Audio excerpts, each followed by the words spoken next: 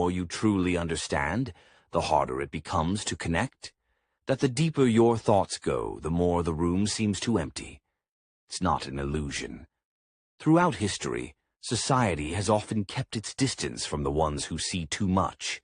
Not because these people are wrong, but because they illuminate what others would rather keep in shadow. From Hypatia to Kierkegaard, from Copernicus to Ada Lovelace, great minds have been met with skepticism, mockery, even hostility. The pattern is older than history itself. Those who think differently are rarely welcomed by the crowd. But why is this? Why is a deep mind more unsettling than a strong body or a full bank account? Think about it. When you meet someone physically stronger than you might admire them. When you meet someone wealthier, you might envy them. But you don't feel as though your own existence is being questioned. Intelligence is different, it's personal. Our identity is woven from our thoughts, our beliefs, the way we make sense of the world. When someone comes along who thinks in a way that reveals the limits of our own understanding, it doesn't just challenge our ideas. It challenges us. Psychologists have a term for this: the mirror effect. A deep thinker doesn't simply share ideas. They reflect back the mental boundaries of the people around them.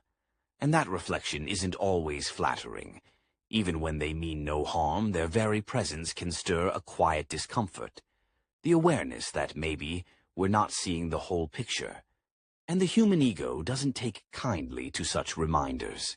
This is why society often celebrates charisma over insight, certainty over complexity. People are drawn to confident voices, even if the ideas are shallow, because confidence feels safe. It reassures us. It doesn't make us question who we are. Meanwhile, the nuanced, careful voice, the one that admits the world is complicated, is often left unheard. Not because it lacks truth, but because truth rarely comes wrapped in comfort. Our brains are wired for belonging, not necessarily for truth. For most of human history, survival depended on the tribe, on fitting in, on not rocking the boat. A challenging mind could threaten unity, and unity meant life. Even today, that ancient wiring remains. Neuroscientists have found that when people feel intellectually outmatched, the brain's fear circuits activate, as if facing a physical threat. In groups, this reaction intensifies. Status becomes fragile, and fragile status defends itself. The quickest defense? Undermine the one who makes you feel small. This is why a deep conversation is often easier in private than in public. One-on-one, there's less at stake. In a crowd, every idea becomes a performance, every insight a potential shift in social balance. Cognitive biases add another layer to the resistance. The Dunning-Kruger effect makes the less informed overestimate their understanding, while the more informed doubt themselves. Status quo bias favors the familiar over the disruptive. And the backfire effect ensures that when beliefs are challenged, people often cling to them even more tightly. Now add social media to the mix, a stage where algorithms reward speed, simplicity, and emotional punch.